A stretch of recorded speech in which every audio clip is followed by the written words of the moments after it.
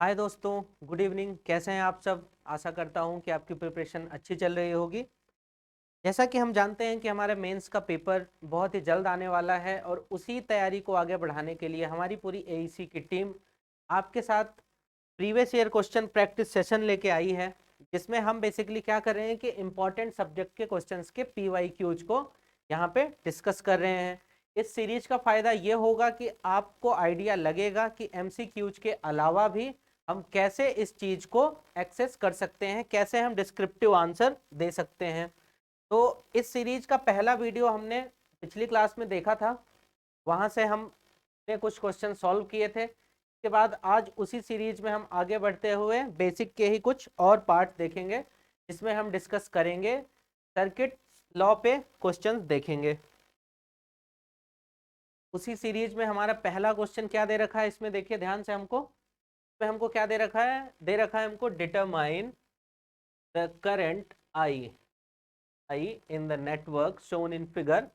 ये वाला आई हमको निकालना है, यहाँ पे गिवन है, थेवेनिन्स थ्योरम से निकालना है। यानी कि इसमें हमको थेवेनिन थ्योरम अप्लाई करना है। अब ये जो थेवेनिन और नॉर्टन्स थ्योरम है, ये क्या है? ये हमारे नेटवर्क में इससे बहुत ही ज़्यादा सवाल पूछे जाते हैं। तो थोड़ी देर के लिए इसको हम बेसिक इसके समझ लेते हैं कि कैसे इसको प्रोसीड करते हैं।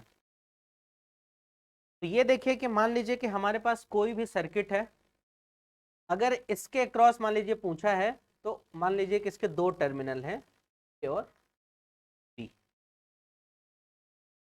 सबसे पहले हम क्या करेंगे कि इसके दोनों टर्मिनल के अक्रॉस इस सर्किट को ओपन कर देंगे और हमें कुछ इस टाइप का इक्विवेलेंट सर्किट बनाना है।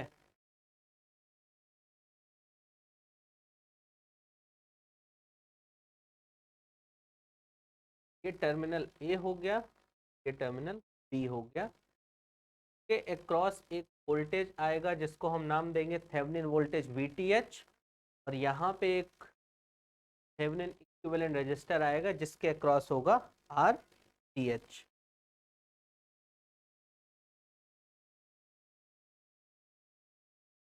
यहाँ पे हमारा टर्मिनल ए हो गया, यहाँ पे हमारा टर्मिनल बी हो गया।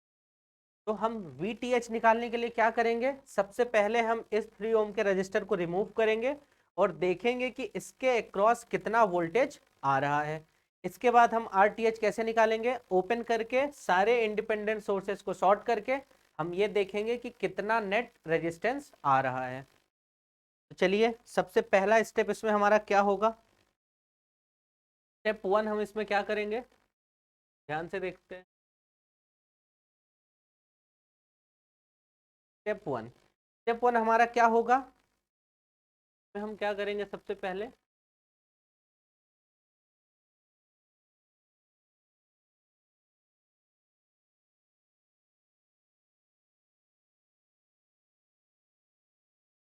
सबसे पहले हम इसमें करेंगे कि 3 ओम का रजिस्टर रिमूव करेंगे एंड रीड्रॉ द सर्किट।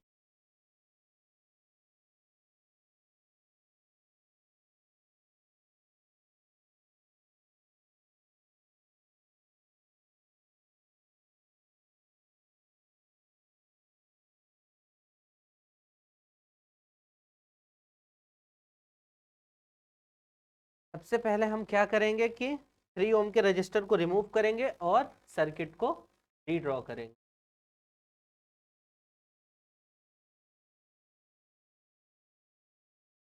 चलिए देखते हैं हमारा ओरिजिनल सर्किट कैसा बना हुआ था। ये देखिए, ये था हमारा ओरिजिनल सर्किट।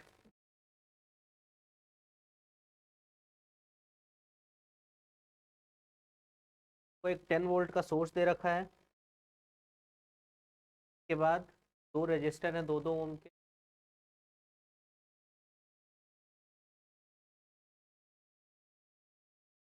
ये हमारी 10 वोल्ट की सप्लाई है, 2 ओम का रजिस्टर, 2 ओम का रजिस्टर। ये के बाद यहाँ पे हमारे पास एक 10 एम्पेयर का करंट सोर्स लगा हुआ है। ये देखिए, हम 10 एम्पेयर का करंट सोर्स, 10 एम्पेयर का हमारा करंट सोर्स लगा हुआ है। उसके बाद 1 ओम का रजिस्टर और यहाँ से हमने ओपन कर दिया। ये है हमारे टर्मिनल। अब देखिए ओपन करने के बाद जो भी हमारा इस पॉइंट का वोल्टेज है इसको हम नाम देंगे VTH या थेवेनिन वोल्टेज।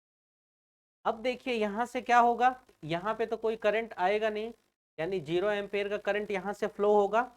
तो ये जो VTH है, ये वाला VTH, ये क्या होगा, इस पॉइंट का वोल्टेज भी क्या होगा, पॉइंट का वोल्टेज भी होगा VTH। VTH इसलिए होगा क्योंकि यहाँ पे तो कोई ड्रॉप हो नहीं रहा है, इसलिए ये वाला VTH यहाँ के बराबर होगा। अब देखिए हम क्या कर सकते हैं कि इस पॉइंट पे अगर हम मान लीजिए एक नोडल एनालिसिस लिखते हैं, एक नोडल की इक्वेशन लिखते हैं, तो चलिए देखिए इक्वेशन क्या हो जाएगी। अगर मैं इस पे नोडल लिखूं, नोडल लिखी जा सकती है VTH यहाँ पे, और ये -10 VTH -10 डिवाइडेड बाई 2, ये आउटगोइंग करंट, यहाँ से VTH बाई 2, VTH बाई 2, ये वाला करंट 10 एम्पेयर की करंट कमिंग है। ये हमने बेसिकली यहाँ पे देखिए क्या लिख दिया, नोडल लिख दिया, VTH -10/2 plus VTH/2 equal to 10।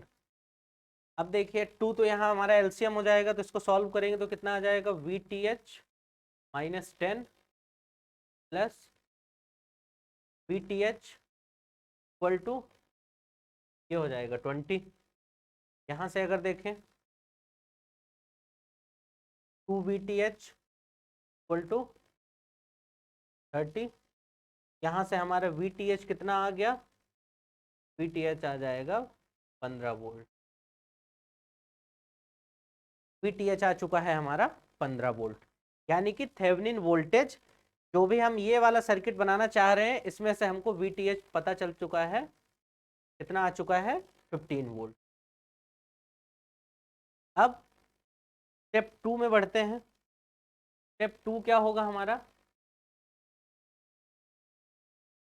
Step 2 क्या है हमारा, RTH को कैलकुलेट करना। तो RTH कैलकुलेट करने के लिए बेसिकली हम क्या करते हैं, जो भी हमारे इंडिपेंडेंट सोर्सेस हैं उनको डीएक्टिवेट करते हैं, यानी कि जो भी हमारा वोल्टेज सोर्स है, जो भी हमारा वोल्टेज सोर्स है वो क्या हो जाएगा, वोल्टेज सोर्स हो जाएगा डॉट, और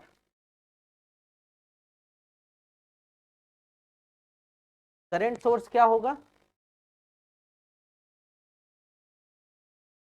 करंट सोर्स हमारा हो जाएगा ओपन। ये क्या कर रहे हैं, बेसिकली हम सोर्स को डीएक्टिवेट कर रहे हैं। सोर्स को डीएक्टिवेट किस लिए कर रहे हैं, ताकि हम थेवेनिन रेजिस्टेंस निकाल सकें। चलिए इसके बाद फिर से सर्किट को रीड्रॉ करते हैं। क्या था हमारा सर्किट, चलिए यहाँ पे देखते हैं कि अब यहाँ पे क्या हुआ। जो भी हमारा वोल्टेज सोर्स था उसको हमने यहाँ पे शॉर्ट कर दिया है,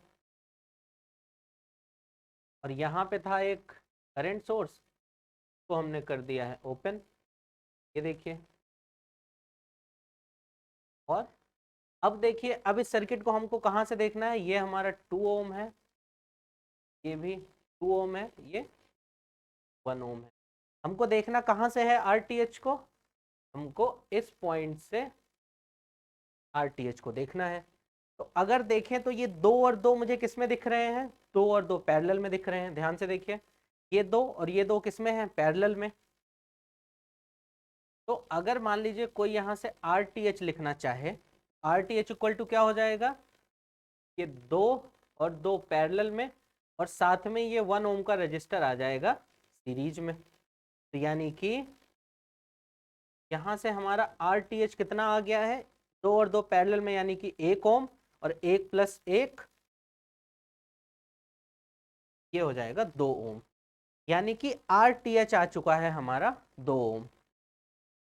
अब देखिए, अब अगर मान लीजिए कि कोई इस क्वेश्चन के लिए थेवेनिन इक्विवेलेंट लिखे,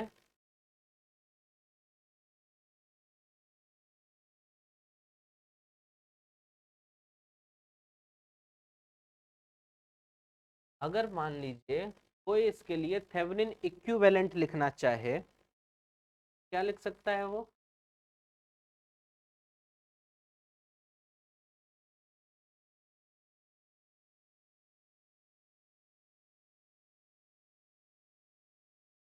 अब इधर बोर्ड पे सबको ध्यान से देखेंगे, इसका मैं थेवेनिन इक्विवेलेंट बनाने जा रहा हूं। देखिए इसमें होगा एक VTH और एक होगा RTH। VTH हमने जैसे स्टार्टिंग में देखा था कितना आया था, पर VTH देखेंगे, VTH आया था हमारा 15 वोल्ट और RTH हमारा आया है 2 ओम। ये हो गया 15 वोल्ट, ये हो गया 2 ओम। अब यहाँ पे हम लगाएंगे लोड। लोड हमारा कितना है? लोड है हमारा 3 ओम का। आप इसको देख सकते हैं, पहली स्लाइड पे चलें अगर अपन, तो लोड हमारा 3 ओम का दे रखा है।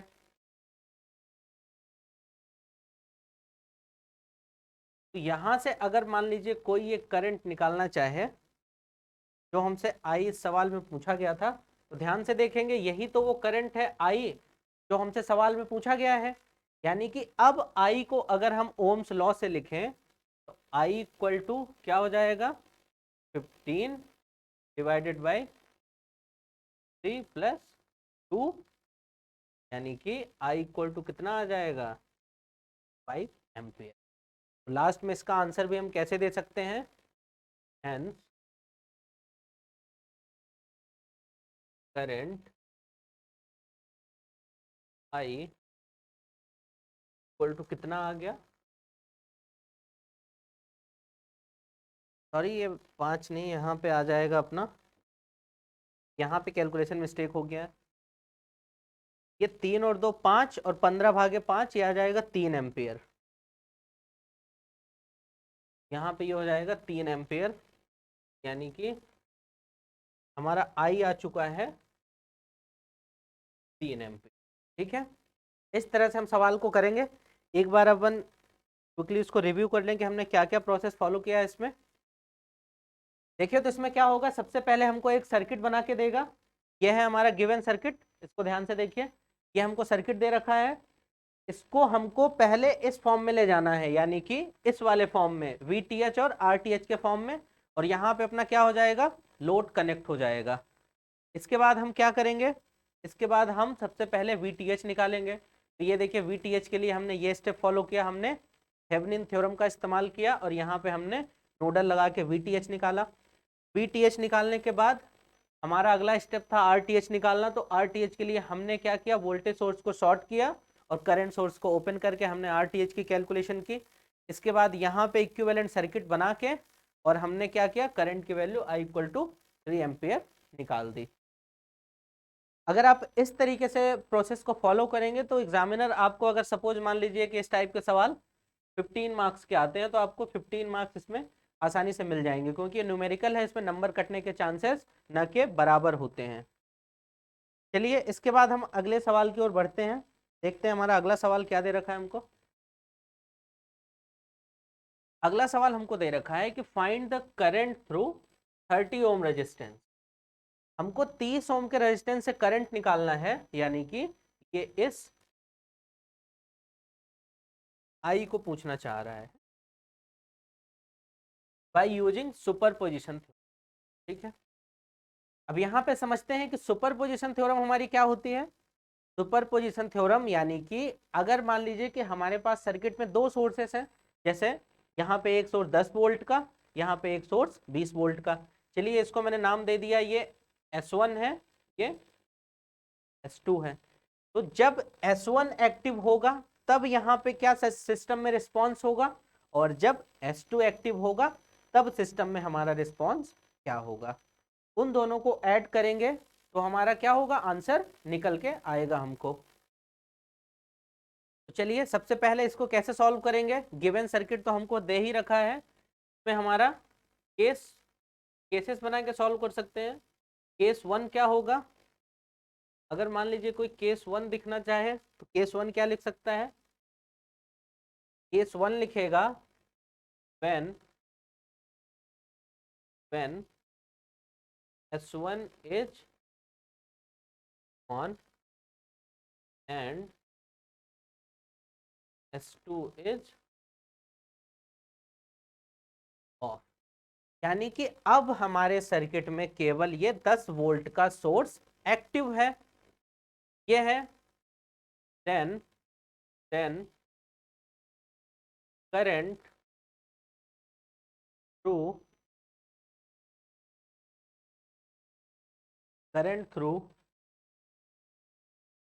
30 ओम रजिस्टर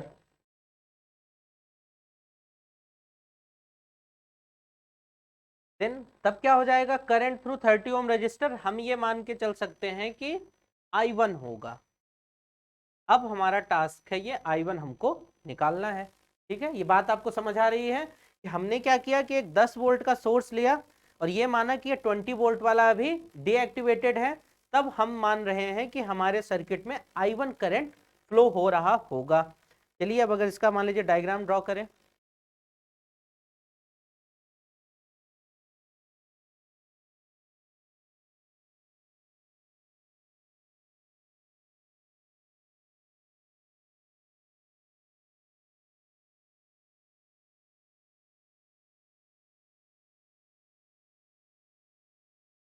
अगर देखें यहाँ पे तो हमारा ये 20 वोल्ट वाला क्या है, डीएक्टिवेटेड है।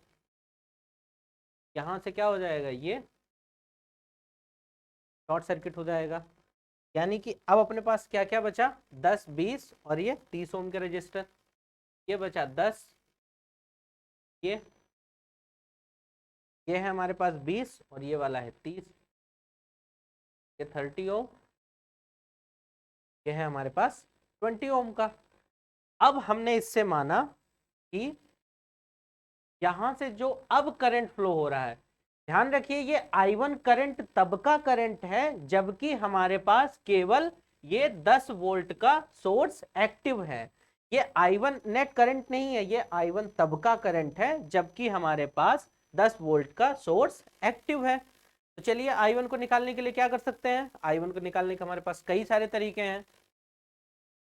अगर सबसे आसान तरीके की बात करें तो यहाँ पे हम इसको क्या लगा सकते हैं, नोडल लगा सकते हैं।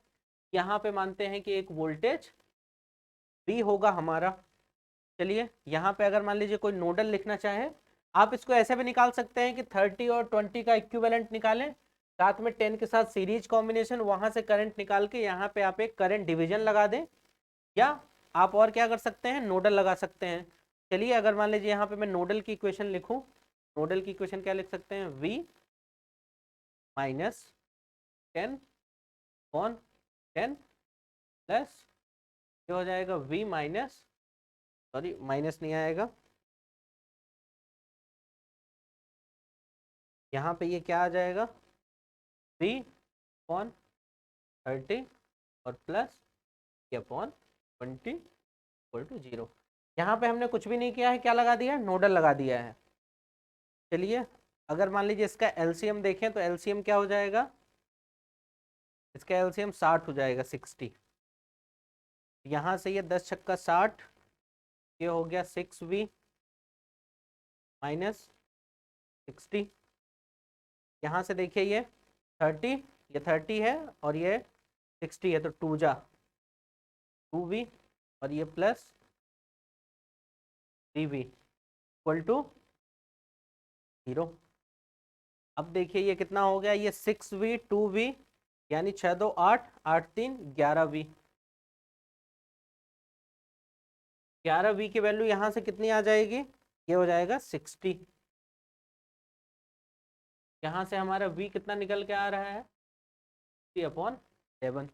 V की वैल्यू निकल के आ रही है 60/11। अगर मान लीजिए यहाँ से कोई I1 निकालना चाहे, I1 की वैल्यू कितनी आ जाएगी, V/30 यानी 60/11 इंटू 30। I1 की वैल्यू यहाँ से कितनी निकल के आ गई, I1 की वैल्यू आ गई 2/11 एम्पियर। ये जो हमारा I1 आया है ये तब आया है जब हमारा केवल एक सोर्स एक्टिव है। अब नेक्स्ट स्टेप में हम क्या करेंगे कि अपने 10 वोल्ट वाले सोर्स को, इसको डीएक्टिवेट करके इसको क्या करेंगे, एक्टिव करेंगे। ये अगले वाले स्टेप में क्लोज हो जाएगा और ये वाला सोर्स क्या हो जाएगा, ऑन हो जाएगा। चलिए अगले स्टेप में देखते हैं। ये हमारा I1 आ चुका है, I1 इक्वल टू 2/11, ये हमारा I1 आ चुका है। चलिए अब केस 2 पे आ गए। केस 2 हमने क्या एज्यूम किया है, केस 2 हमने ये एज्यूम किया है कि हमारा अब 20 वोल्ट वाला सोर्स एक्टिव है, यानी कि S2 क्या है, 1 है, और S1 इस बार क्या है, ऑफ है। इस कंडीशन में हमने माना है कि जो करंट है, करंट थ्रू 30 ओम, उसको अब हमने नाम दिया है I2। इस कंडीशन में अगर मान लीजिए कोई सर्किट को रीड्रॉ करे,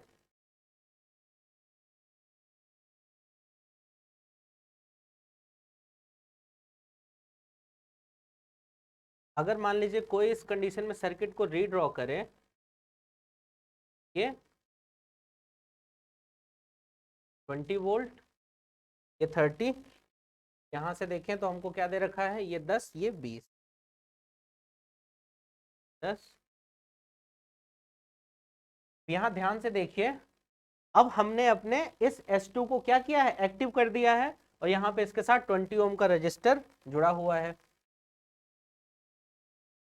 तो अब ये हम मान सकते हैं कि हमारे पास यहाँ का जो वोल्टेज है, इसको चलिए मैंने V नाम दे दिया। अब मैं फिर से इस पे नोडल लिखने जा रहा हूँ, ध्यान से देखेंगे सब कोई, नोडल की इक्वेशन कैसे लिखते हैं, V/10 plus V/30 plus V minus 20 equal to 0। यहाँ पे भी हमारा एलसीएम क्या हो जाएगा, एलसीएम हो जाएगा 60, 60 हो जाएगा हमारा एलसीएम। 60 एलसीएम होने के बाद हम क्या कर सकते हैं, इसको सॉल्व कर सकते हैं। ये हो गया 6V, ये हो गया 2V, और यहाँ से ये कितना हो गया, 20×3 = 60, ये हो गया प्लस 3V, और ये कितना हो गया माइनस, ये कितना हो गया यहाँ से 20×3 = 60, और ये भी निकल के कितना आ गया 60। ठीक है, अब ये कितना हो गया, 6 2 8, 8 3 11। चलिए अब अगर देखें तो यहाँ से आ रहा है 11V इज इक्वल टू, ये 0 है ही, 11V इज इक्वल टू हमारा आ गया 60, V इक्वल टू कितना आ जाएगा, V इक्वल टू आ जाएगा 60/11। ठीक है, इसके बाद अब क्या कर सकते हैं, अब हमारा वोल्टेज आ चुका है और हमको इसके क्रॉस करंट I2 चाहिए। चलिए I2 के लिए क्या करेंगे, I2 हो जाएगा हमारा 60/11 इंटू डिवाइड बाई 20 आ जाएगा। यहाँ से I2 कितना आ जाएगा हमारा 3/11 या एम्पियर, हम ऐसा कह सकते हैं।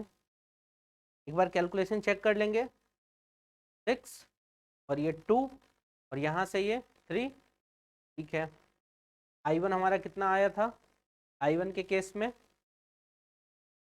3V, यहाँ से ये, ठीक है। चलिए तो अब हमारे पास I2 भी आ चुका है और I1 भी आ चुका है। अब सुपरपोजिशन थ्योरम ये कहती है कि एक सिस्टम के कारण, एक सोर्स के कारण जो भी रिस्पांस आया था वो, और साथ में जो दूसरे सिस्टम के कारण रिस्पांस आया था वो, उन दोनों को ऐड कर सकते हैं। यानी कि सुपरपोजिशन किसका कॉम्बिनेशन है, होमोजेनिटी प्लस लिनियरिटी का। चलिए अब देखते हैं, हेंस नेट करंट कितना हो जाएगा, I इक्वल टू हमारा क्या निकल के आएगा, I1 प्लस I2।